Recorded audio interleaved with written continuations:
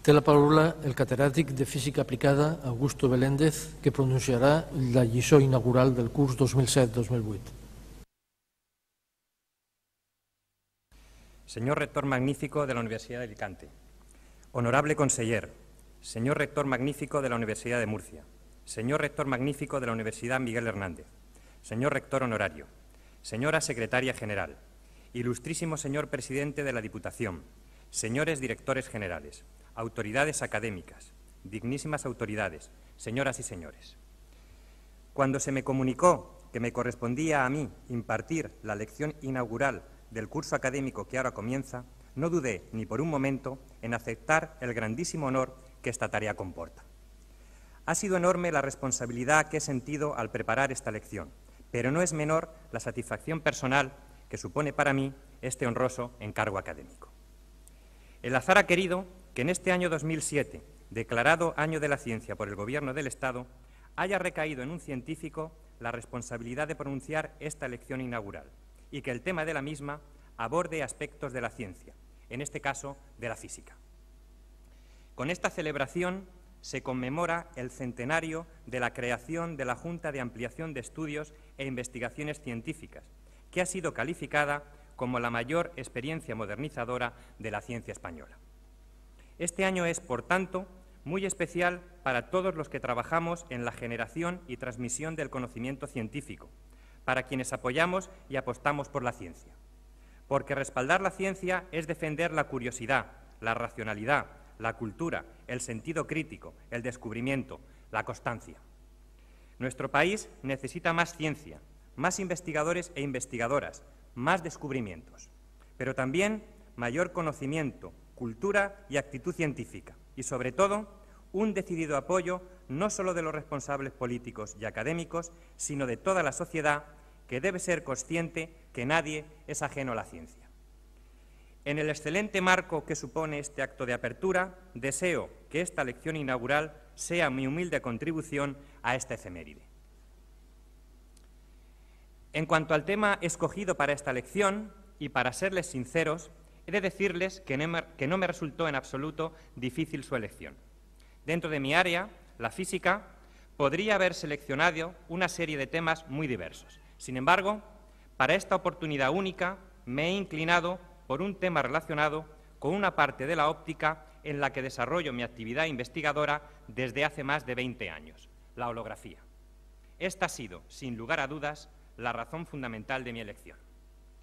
La holografía ha estado ligada a la Universidad de Alicante desde sus comienzos y es una de las líneas de investigación más antiguas que se desarrollan en la misma. El origen de la holografía en España tuvo lugar en Alicante a finales de los años 60, con la creación del Laboratorio de Óptica en 1968.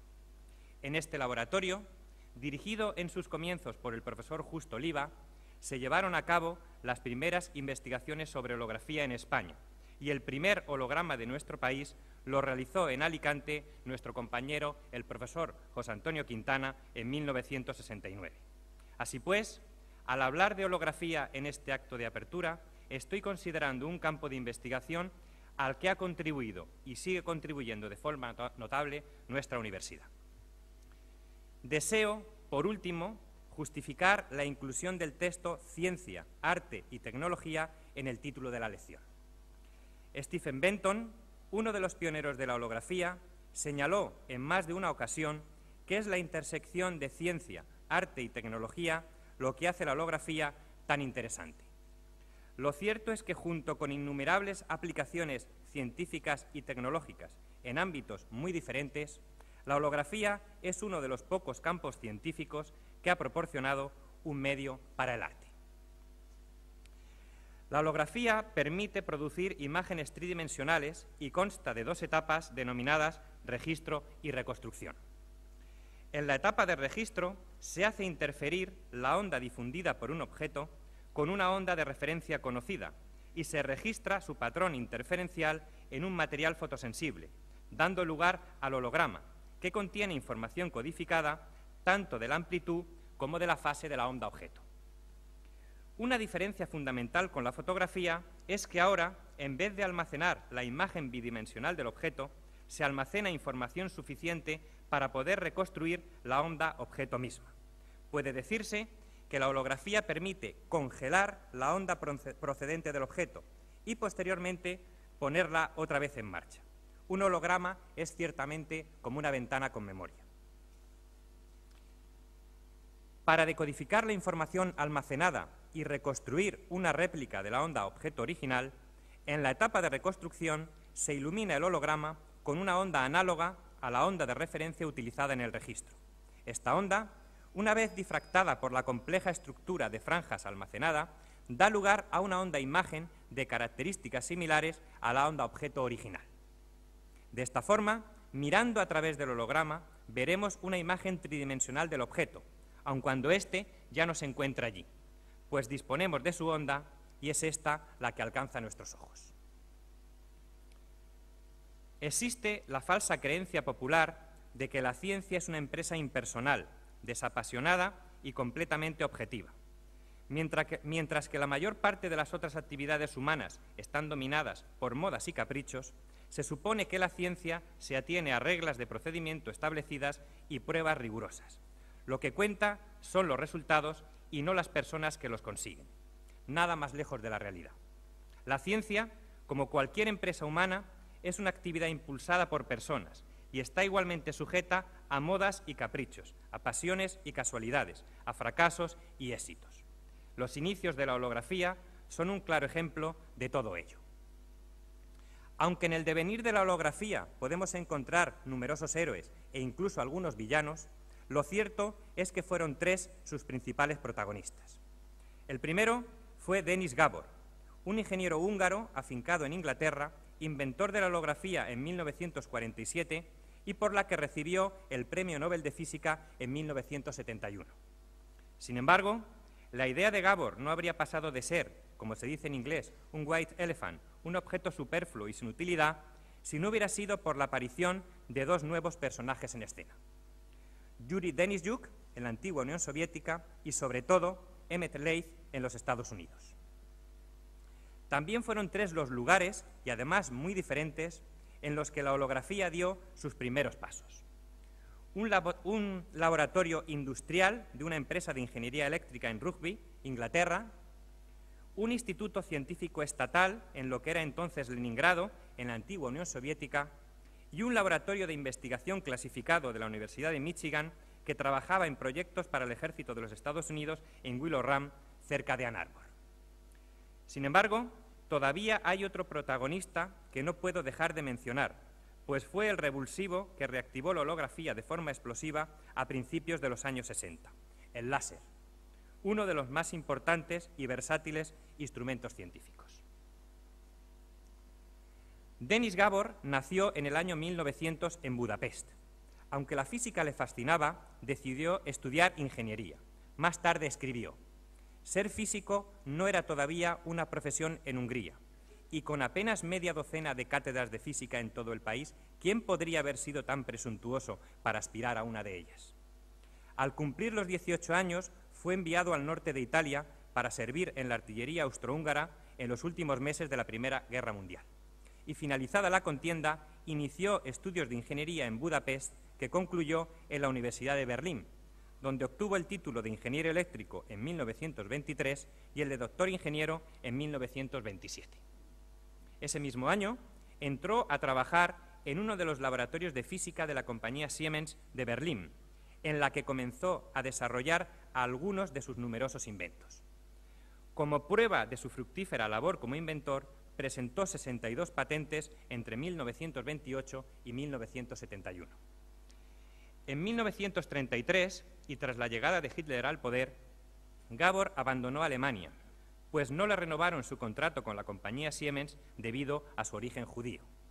Y en 1934 marchó a Inglaterra, donde consiguió un empleo en la British Thomson Houston Company. A lo largo de su vida, Gabor siempre decía que él era ingeniero e inventor, en vez de científico, a pesar de que su trabajo estaba casi siempre relacionado con la física aplicada. Pero Gabor también fue un humanista en el más puro sentido del Renacimiento, lector voraz, escritor, ensayista, hombre preocupado por la sociedad tecnológica de finales del siglo XX y miembro del Club de Roma. Desde 1958 dedicó gran parte de su tiempo al estudio del futuro de nuestra civilización industrial, sobre el que publicó, entre otros, el libro Inventando el futuro, en el que señalaba: tú no puedes predecir el futuro, pero puedes inventarlo. Pero volvamos al año 1947, en el que la holografía comienza su andadura en un laboratorio de una empresa de ingeniería eléctrica en el que Gabor trabajaba en la mejora del microscopio electrónico. Con este instrumento se había aumentado en 100 veces el poder de resolución de los mejores microscopios ópticos y se estaba muy cerca de resolver las estructuras atómicas. Pero los sistemas no eran lo bastante perfectos. Su limitación estaba relacionada con la aberración esférica de las lentes magnéticas del microscopio. Para resolver este problema, Gabor se preguntó: ¿por qué no tomar una mala imagen electrónica, pero que contenga la información total de la misma, reconstruirla y corregirla mediante métodos ópticos? La contestación a esta pregunta se le ocurrió mientras esperaba para jugar un partido de tenis el domingo de Pascua de 1947 y consistía en considerar un proceso en dos etapas. En la primera etapa, el registro produciría el diagrama interferencial entre el haz de electrones objeto y un fondo coherente que registraría en una placa fotográfica. A este interferograma Gabor lo llamó holograma, del griego holos, que significa la totalidad, pues contiene la información total, la amplitud y la fase de la onda objeto.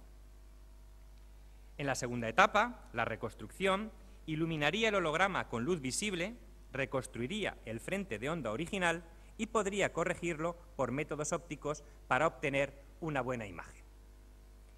Para conseguir franjas de interferencia contrastadas es necesario disponer de una fuente de iluminación de gran coherencia, la cual no existía en tiempos de Gabor. A pesar de ello, en 1948 Gabor realizó el primer holograma con luz proveniente de una lámpara de mercurio, una de las mejores fuentes de luz coherente antes del láser. El objeto de este primer holograma era una pequeña diapositiva circular que contenía los nombres Huygens, Young y Fresnel, tres físicos a los que Gabor consideraba importantes por haber puesto las bases de su técnica a la que denominó reconstrucción del frente de onda. Gabor consiguió en 1949 un puesto de profesor en el Imperial College de Londres, gracias a la buena acogida que tuvo su idea de la reconstrucción del frente de onda.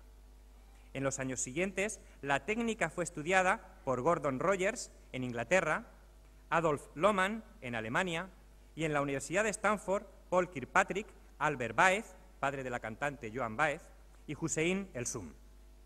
Este último realizó la primera tesis doctoral sobre holografía en 1952 y en el periodo comprendido entre 1948 y 1955 se publicaron unos 50 artículos sobre la técnica de Gabor. Sin embargo, solo se consiguieron imágenes pequeñas y borrosas, y hacia 1954 Gabor estaba frustrado hasta el punto de la desesperación, intentando, sin éxito, convencer a sus colaboradores que continuaran con las investigaciones. Pero todos ellos habían perdido el interés por dos razones importantes. La primera, la imposibilidad de obtener resultados óptimos cuando aplicaban el método al microscopio electrónico. Y la segunda, la etapa de reconstrucción del holograma, que era imperfecta. El método de Gabor genera un holograma en eje cuya calidad es pobre debido al solapamiento de la imagen virtual y la imagen real o conjugada. Al contemplar la imagen virtual o la real, siempre aparece la otra imagen desenfocada como fondo. En 1955, y tras investigar varios montajes ópticos para minimizar el efecto de la imagen conjugada, Gabor abandonó sus investigaciones sobre holografía. Gordon Rogers, quizás el más entusiasta de los primeros investigadores en holografía, escribía: «Por lo que a mí respecta, estoy feliz de dejar que la técnica de reconstrucción del frente de onda muera de forma natural. Le veo relativamente poco futuro y estoy deseando dedicarme a otra cosa». Hasta tal punto pensaba Gabor que no era un tema importante que en 1958, cuando se presentó a una cátedra en el Imperial College, apenas mencionó sobre su trabajo sobre microscopía por reconstrucción del frente de onda. Sin embargo, por esas fechas, el concepto de reconstrucción del frente de onda de Gabor estaba siendo reinventado en un contexto totalmente diferente. Un investigador que trabajaba de forma aislada estaba realizando una serie de estudios similares en el centro de investigación óptica más importante de la antigua Unión Soviética. Su nombre era Yuri Denisyuk e inició la segunda investigación sobre holografía.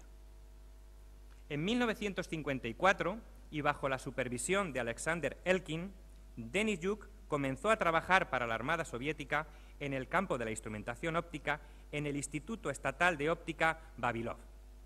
En 1958 decidió doctorarse, por lo que Elkin le permitió dedicar parte de su tiempo a llevar a cabo investigaciones para que realizara su tesis doctoral bajo la dirección de Eugeni Iudin.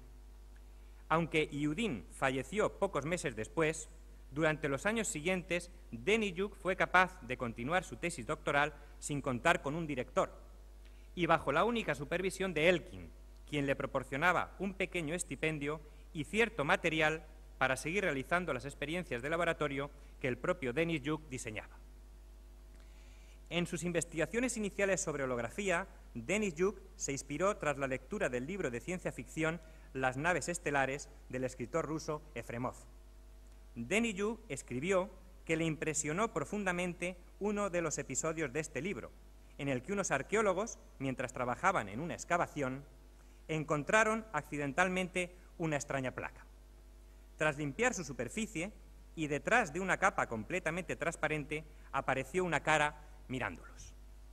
La cara estaba aumentada, tenía 3 dimensiones y un gran realismo, sobre todo en sus ojos. A Denisyuk se le ocurrió la idea de crear tales fotografías por medio de la óptica moderna, lo que años más tarde consiguió mediante el holograma de reflexión. Para ello, Denisyuk situaba el objeto junto a una de las caras de la placa fotográfica e iluminaba la otra cara con luz de una lámpara de mercurio. La onda luminosa, tras atravesar la placa, es reflejada por el objeto e interfiere con la onda incidente, dando lugar a un patrón de ondas estacionarias que puede ser registrado en la placa fotográfica. Esta placa, una vez revelada, se ilumina con un haz de luz blanca y el objeto aparece en su posición original y del color de la luz empleada en el registro. Las fuentes luminosas de que disponía Denisyuk eran lámparas de mercurio, por lo que sus hologramas eran de objetos con poca profundidad, como espejos convexos con grandes radios de curvatura. En 1962, Denisyuk publicó su descubrimiento que denominó fotografía de ondas, y tras completar su tesis doctoral, volvió a sus antiguas investigaciones sobre instrumentación óptica, por lo que sus oportunidades para continuar su trabajo sobre fotografía de ondas eran muy limitadas. La investigación en esta técnica languideció en la Unión Soviética en los años siguientes, y para sus colegas la conexión de su trabajo con la reconstrucción del frente de onda de Gabor era marginal, y además ambos esquemas parecían estériles y sin posibles aplicaciones. La fotografía de ondas de Denisyuk, recibida al principio con gran escepticismo, cuando no con cierto menosprecio, desempeñó un papel trascendental en la evolución futura de la holografía. En su discurso pronunciado con motivo de la concesión del Premio Nobel, Gabor indicó que alrededor de 1955 la holografía entró en una larga hibernación hasta la invención del láser a comienzos de los años 60. Sin embargo, esta afirmación no es del todo correcta. Emmett Leith, el tercer personaje de nuestra historia, señaló que era erróneo pensar que la investigación en holografía había desaparecido entre 1955 y 1962, sino que se realizaba de forma clandestina en 2 laboratorios distintos. Uno de tales ambientes totalmente invisibles para Occidente era el Instituto Vavilov de Leningrado, donde Denisyuk trabajaba en su fotografía de ondas. El otro era un laboratorio clasificado de la Universidad de Michigan, cerca de Ann Arbor, en el que Leith realizó la tercera formulación independiente de la holografía, y en el que había entrado en 1952 para trabajar en un programa militar secreto denominado Proyecto Michigan, relacionado con el radar de apertura sintética.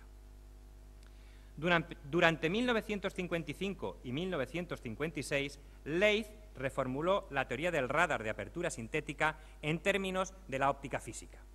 Leith pensó registrar sobre una película fotográfica la información de las ondas de radar reflejadas por un objeto, para poder reconstruirlas posteriormente mediante métodos ópticos. Mientras analizaba las matemáticas del proceso, comprobó que estaba registrando un patrón interferencial de ondas de radar. Leith acababa de reinventar la holografía, desarrollando una teoría completa de la misma en la región de las microondas. Poco después, Leith conoció el trabajo de Gabor a través de un artículo de Kirkpatrick y el Zoom y comprobó que tenía relación con sus investigaciones sobre radar. Sin embargo, al trabajar en un proyecto clasificado, tenía que mantener sus resultados en secreto.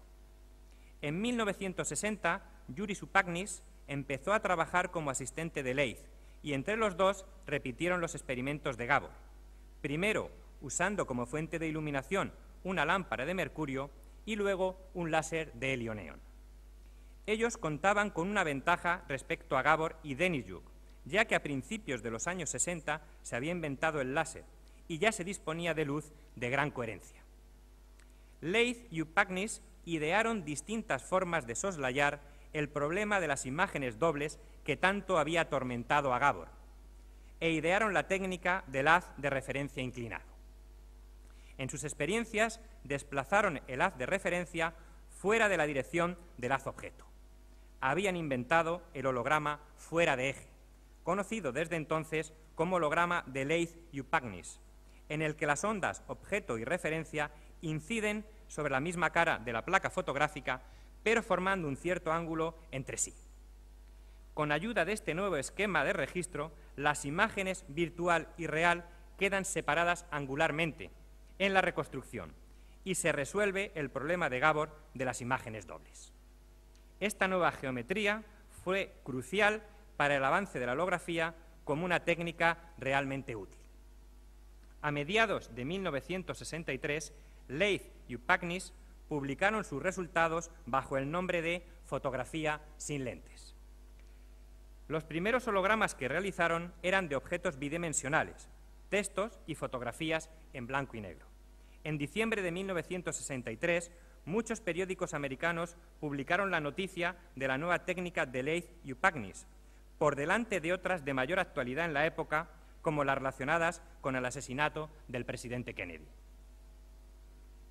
El viernes 3 de abril de 1964, en la última sesión de la reunión de la Sociedad Americana de Óptica, celebrada en un hotel de Washington, Upagnis presentó su nuevo trabajo sobre hologramas de objetos tridimensionales. Al finalizar su exposición, anunció a los asistentes que podían ver uno de estos hologramas en el hall del hotel. Se trataba del famoso holograma del tren. Cuando se iluminaba el holograma convenientemente con el láser, aparecía una imagen tridimensional que tenía todas las propiedades del objeto original. No fue la charla de Upagnis, sino la observación de este holograma lo que realmente impactó a todos los asistentes a la reunión. Podemos imaginar una larga fila de especialistas en óptica esperando con ansiedad a que les llegara su turno. Todos ellos estaban confundidos y a la mayoría les resultaba imposible creer lo que estaban viendo. El pequeño tren de juguete parecía real detrás de la placa fotográfica, como si realmente estuviera allí. Muchos preguntaron, ¿dónde está el tren? A lo que Leith contestó, lamento tener que decirlo, el tren está de vuelta en Ann Arbor. Lo cierto es que nunca salió de allí. Combinando la luz del láser con la técnica fuera de eje, habían abierto el mundo de la holografía al mundo real de los objetos tridimensionales. En las casi 2 décadas transcurridas entre 1947 y 1964, la holografía era un collage construido desde distintas perspectivas. El concepto de reconstrucción del frente de onda de Gabor como una nueva forma de microscopía que había interesado solo a unos pocos investigadores y luego fue abandonado. La fotografía de ondas de Denisyuk como una forma de obtener imágenes tridimensionales y que inicialmente convenció a pocos científicos. Y la fotografía sin lentes de Leigh, formulada a partir de investigaciones sobre el radar de apertura sintética. La visión excitante en 1964 del holograma tridimensional de Leigh y Upagnis reactivó de forma explosiva el interés por la holografía. Cientos de investigadores empezaron a relacionar estos tres trabajos y en los años siguientes a la presentación del holograma del tren se publicaron más de 1000 artículos científicos sobre el registro de hologramas. Era necesario, sin embargo, buscar una denominación única para este nuevo campo que englobara lo que antes se había conocido de tres formas distintas.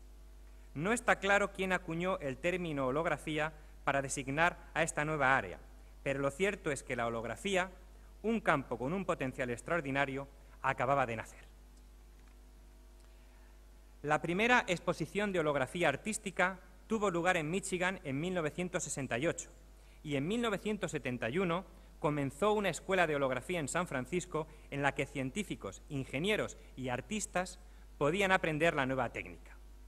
De este modo, la holografía se convirtió en un ejemplo inusual de campo científico en el que participaron en su desarrollo grupos de personas de muy distinta procedencia. La